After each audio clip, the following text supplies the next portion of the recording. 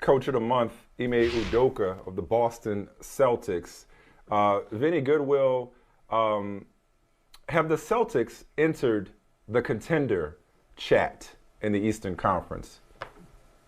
They've entered the team. I'm not sure I want to play chat in the first round of the playoffs because they have a lot of ingredients that had they started off the year with a little bit more, we'd really be considering them as a team to be reckoned with. And for me, it's not the Tatum and Brown element of it. It's the element of everything else. It's that defense. They're very stingy. They're switchable. They understand their roles, like in a very weird way. They give me 2001 Philadelphia 76er vibes, where you got two scorers and everybody else playing defense. Except for Philly, it was one guy doing the scoring and Allen Iverson. But here you've got Jaylen Brown and Jason Tatum doing the work on both ends, at least putting forth the effort after being called up by Ime Udoka early on in the season.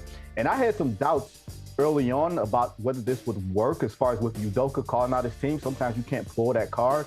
But it seems to have worked, especially post-January 1. They've been arguably the most consistent team in the Eastern Conference since then. Yeah, no, Michael, I know you watch this closely as you do all the Celtics games. I'm watching it last night, and, you know, Ja Morant was amazing, and we loved us some Grizzlies. And I'm looking at the Celtics. I'm like, yo, man, like this, again, it's March, and it's the regular season, and you hate to attach this, you know, cliche, but statement win. You know, I mean, how do you evaluate this Celtics team and what they've done, especially as Vinny pointed out, especially since the calendar year started? Yeah, that's right. And Vinny's right, man. Look, if they start off the season like they really had some gumption, like they really wanted to fight and compete and do what Ime Udoka said in his first press conference, they'd be good. Like, if you go back to that first press conference, this dude, I mean, so confident, so cool, and why wouldn't he be? Why wouldn't he be? I mean, the man, you know, he spends time with Nia Long. I mean, come on, like, he's winning in so many ways. But first press conference, Brad Stevens sitting right next to him. He said, hey, man, y'all really were a bad passing team last year. The dude just hired him. Brad Stevens just hired him. Y'all were a bad passing team last year. We're going to be better at that. I want Jason Tatum and Jaylen Brown to be playmakers. And I want more playmakers, not just scoring, but be involved in the game. And I'm going to come at you hard. I'm going to ask you to have a defensive identity and have some toughness. And they resisted for a while, and that's why he said there in that clip, I have to give them credit for allowing us to coach them, because I think that was a problem, fellas. They weren't really buying in earlier in the season, and now he's got them. They're listening to him. Yeah. I mean, Jason Tatum, whenever you hear about players not buying in, you're usually talking about your best players, right? You don't care if the eighth man isn't buying in. You don't care if the fourth guy ain't buying in. We can get rid of you. We can trade you. We can bench you. But when you're talking about buy-in being achieved a little bit later, to me, that seemed to point right at Jason Tatum and Jaylen Brown. And that's not a shot at either one of those guys, because they're still very young, even though it seems like we've been part to this pairing for 4 or 5 years now. You're still talking about two very young players that it takes a long time for teams or players to sort of get out of their own way and to say, you know what, my way is the best way. You've seen that happen with veteran teams. I won't mention the veteran teams, but you've seen the veteran teams that won't get out of their own way. So when you see Tatum and Brown embracing it, when you see Jason Tatum's, I think his assists have gone up every month. And assist isn't a perfect statistic, but it is a telling statistic about your intentions. And for him to be in, I think he's averaging around like 6 assists or close to 6 in the last month or so. That's all NBA territory. That's entering the conversation of being a really elite player. And I didn't think that he had the athleticism or the decision-making to be a franchise player. And he's starting to make a believer out of me at this point. Hey, Vinny and Mike, if you just allow me to do this real quick question. You guys can help me out here, especially Michael Smith, who is like the godfather of analytics. Yeah, that's a shot. It says Jason Tatum is #1 in the NBA in defensive win shares. What does that mean, one? And two, is that right? Does either of you give that value? #1 in the league. I'm happy being #1 in anything. So I mean, it's like it means you're doing something right. It means your team is doing something right. I don't know if that makes him one of the best defenders in the NBA, but I'll take it. Yeah, I think there is value to it. I don't know how they calculate defensive win shares, but it's a great defensive team, and he's a key part of it. But to your point about being unselfish, Vinny, real quick, through the end of January, they were 20th in assists per game with a 27-25 record.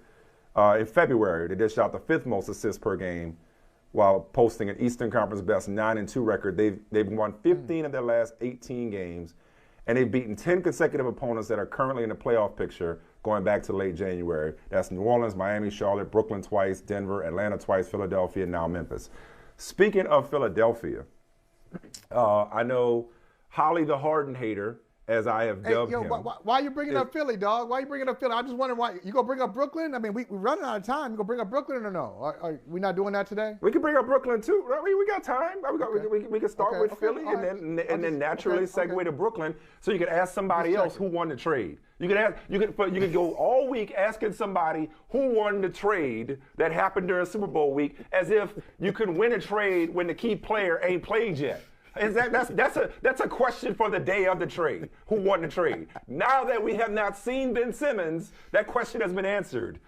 The Sixers won the trade until further notice. But anyway, those Sixers, they get a real test. They get Michael Holly's Cleveland Cavaliers at the crib tonight. No more Knicks and, with all due respect, the Timberwolves. How much, small sample size theater, how much are you a believer already in the Philadelphia 76ers? Or are you still somewhat skeptical, Vinny Goodwill? I mean, when you say believer, are you saying that I think they'll make the NBA Finals? Yes. No. Great question. Let me narrow that down. Have they shown you enough with this tandem to be considered the favorite in the Eastern Conference right now? Hell no. Sorry. I got a hell no. I got a hell no out of it. Not a nah. I need to see more. I got a hell no. Take your time. Take your time, preacher. Take your time. I need a bigger sample size to believe in the Philadelphia 76ers other than a week during the dog days of the season. Now, am I impressed with how they've conducted themselves? Am I impressed with the chemistry of Joel Embiid and James Harden? And secondarily, Tyrese Maxey saying, you know what, Tobias Harris, if you don't want these shots, I'll take them. Yeah, I'm really, really impressed by that. But the test for this team is not in March. And it ain't in February.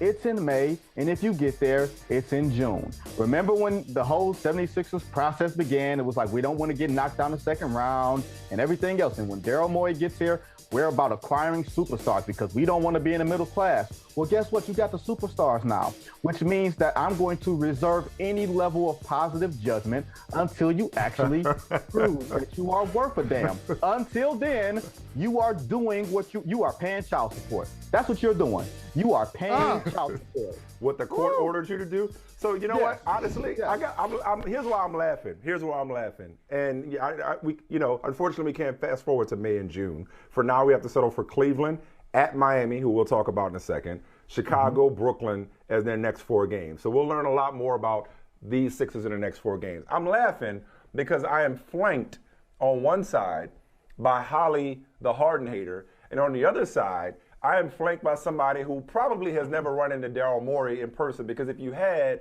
it'd have probably been some furniture moving on your part, because I know you are not looking for Daryl Morey to flourish. So I'm not talking to the most objective evaluators of the Philadelphia 76ers, but I am talking to one of the country's best NBA minds in Vinny Goodwill, so I will give credibility to what you just said. But let me ask you this, Vinny. Yeah, I said Vinny Goodwill. Let me ask you this, Vinny. All right, you need to see more. Fair enough. It's just 2 games against the Knicks and 1 against the Timberwolves. You need to see more. But let me ask you this. From a body of work standpoint, isn't there enough of a sample size from James Harden at his best, at his most engaged, and Joel Embiid, potential MVP candidate, to trust that those two together make them as formidable as anybody? Because I could say that about just about every team in the Eastern Conference. I could say it about Boston. I could say it about every team except Milwaukee. We don't know what Brooklyn looks like. I can say it about Chicago, that we'll see when we get to the playoffs. So you're right about that, but that's not exclusive to Philadelphia. Don't those 2 guys together playing off each other, and it stands to reason that they're going to get better playing off each other, aren't those 2 guys healthy together enough to make you believe that they're legitimate? Yeah, I ain't saying you got to pick them to win the East, but I don't know how much more you need to see when those 2 guys have such large MVP play bodies of work to their credit already. Does that make sense? Before I even give you the answer, yes, I run into Daryl Morey. We did TV together, and he complimented me on my watch. And no, we were not moving any furniture anywhere else. Yes, my timepiece was that exquisite. Secondly, but you can't stand him though. When was this? This is before it's not a personal thing. Here's the thing. I can dislike how you kick it. I can dislike what you stand for, but I'm not really trying to fight somebody. Like, there's only a few people in my life where it's on site, and Daryl Morey is not one of them people. Like, let me be perfectly honest. Okay. Before you answer, I'll just say this: if Daryl Morey is not an on-site person for you, I would hate to hear how you talk about an on-site person, given how you talk about Daryl Morey when you've been with us. Yeah, you were saying. Oof.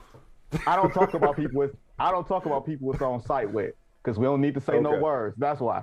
Now, all right. Now, to your point, everybody in the Eastern Conference has a fatal flaw.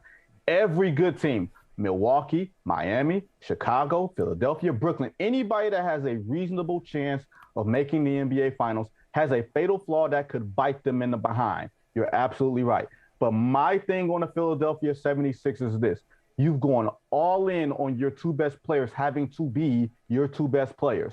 James Harden has been allergic to June.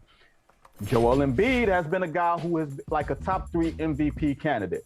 You're asking me to believe without the shadow of a doubt that I'm taking James Harden over maybe a Bam Adebayo or Jimmy Butler or a Giannis and Chris Middleton or a DeMar DeRozan. Like, you're asking me to take him over these things in high leverage pressure situations.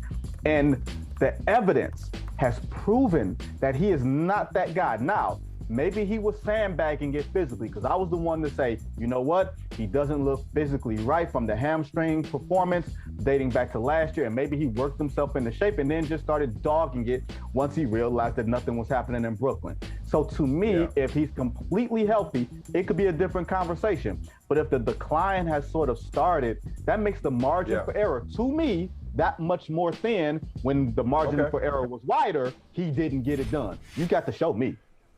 We got a tight margin for error because we're almost out of time. I'll just say I'm glad you mentioned Adebayo in Miami, because, Michael, I know you got jokes about the Nets, even though you think they want to trade. I got jokes about the Nets. I thought last night, though, was more about Miami. Road back-to-back without Jimmy Butler, without Tucker. Nice. I thought that was about Miami and how legitimate they are, more so than about Brooklyn, because we still don't know what Brooklyn is. I think Miami and Milwaukee are going to be in the Eastern Conference. We know what Brooklyn is. Hey, Vinny, you take this. Michael Smith, give me the pass. I'm going to touch pass it to you. I know what Brooklyn is. They're 32-32. They're 500. Okay, and they go into the play-in. But go ahead, Vinny. You know what Brooklyn is? Brooklyn is like you keep trying to squint, and you're trying to figure out a way to make this woman attractive. And you know what she is? A butterface. No matter how you slice it, that's a butterface. Miami is a little bit different. I think I do have questions about them. Can they create shots in the last 5 minutes? Quality shots, good shots. They don't have a Kevin Durant that you can just go spread, go 1-5 and say, take us home. But they do have a championship DNA. They do have a nasty defense that I think will help you. Yes, Michael Smith, why are you laughing at the Butterface reference? Yeah, you know why you're laughing. You know why you're laughing. Okay, hold on. No. Michael, you don't know why I'm laughing. Nobody knows why I'm laughing. I'm just going to say this, and I'm going to say this in the most loving way possible. Vinny, I hate you. I just want you to know I hate you, okay? Well played. Well played. Before we let you go, man, we ain't gonna waste time talking about the Lakers. I just need another person. Another butterface. Oh, they ain't even that. Oh, the Lakers ain't even that. The Lakers have personality. They're interesting. That's it. They're nothing attractive. Nothing attractive about the Lakers.